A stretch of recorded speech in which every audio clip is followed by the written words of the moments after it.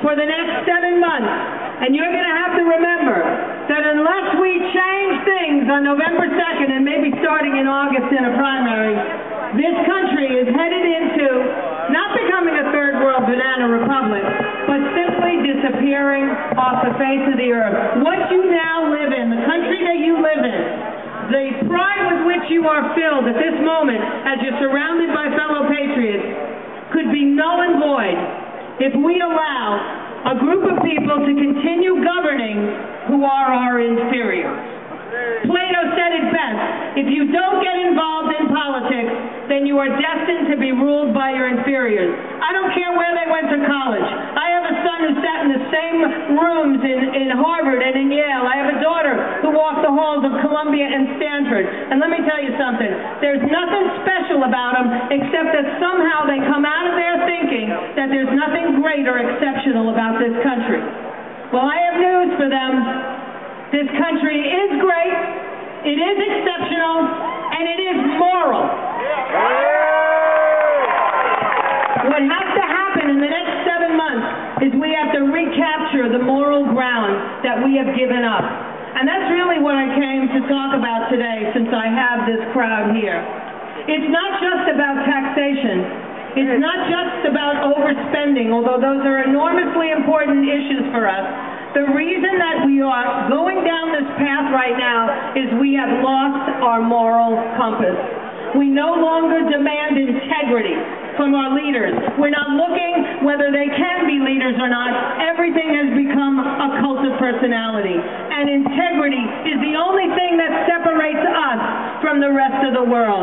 When I am told by my government that instead of suffering the consequences for bad economic choices I make, they're going to bail me out at the expense of my neighbor, I have lost my integrity.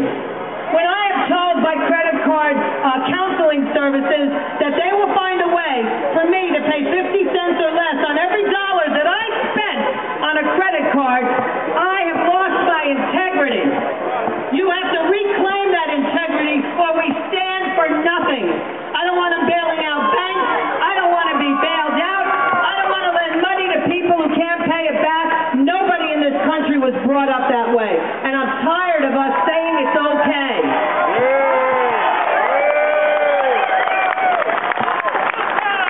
You've got to have integrity in your life. Your children have to be watching you conduct yourself in a moral way. You can't continue to allow the voices of above to tell us that it's not important that you preserve the unborn lives, that it's not important that you talk about whether or not marriage is a sacred institution between men and women. This is a Judeo-Christian nation. We not only should be having those conversations, we should be standing up for what's right. The day has come for us to take back the language. We've allowed them to subvert our very language. There's nothing liberal about taking money out of my pocket and giving it to somebody who's unwilling to pull their load. There's nothing liberal about deciding that poor people need help. Those are conservative principles. Those are not principles that we have to run away from. The only difference is, give me the money, I'll take it out of my own pocket, and I'll decide who I'm going to be charitable to.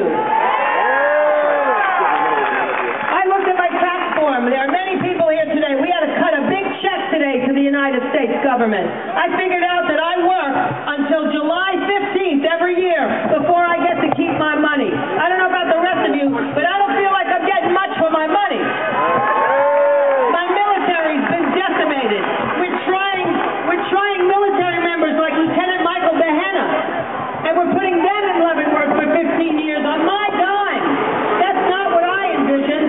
I want war criminals like Khalid Mohammed. I want them tried in Gitmo like enemy combatants. I don't want my dollars spent on bringing them to the United States of America. There's a huge disconnect going on in this country. We've lost our moral compass, and we have to reclaim it. Because you can come out on November 2nd, and you can vote for people who stand for something, people who have integrity. We have choices for the first time in this country, not just here in District 22 with Lieutenant Colonel Allen West, but all over the country. There are men and women with dignity standing up and saying, enough is enough. We're going back to the way our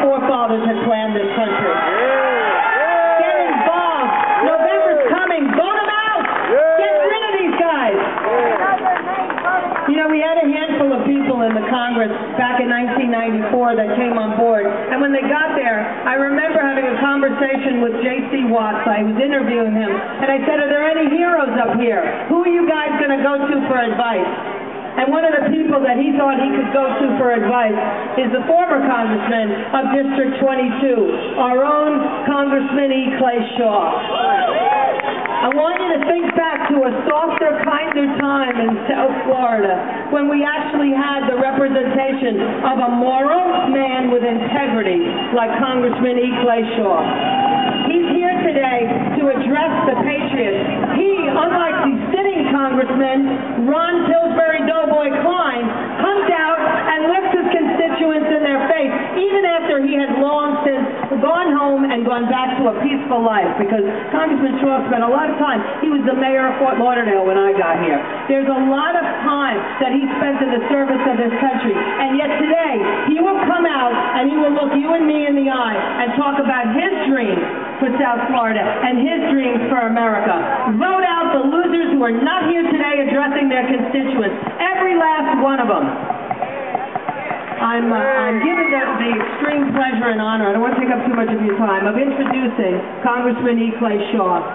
I have to tell you, he wants his seat back. He doesn't want to sit in it, but he's decided who he does want to sit in it. So without further ado,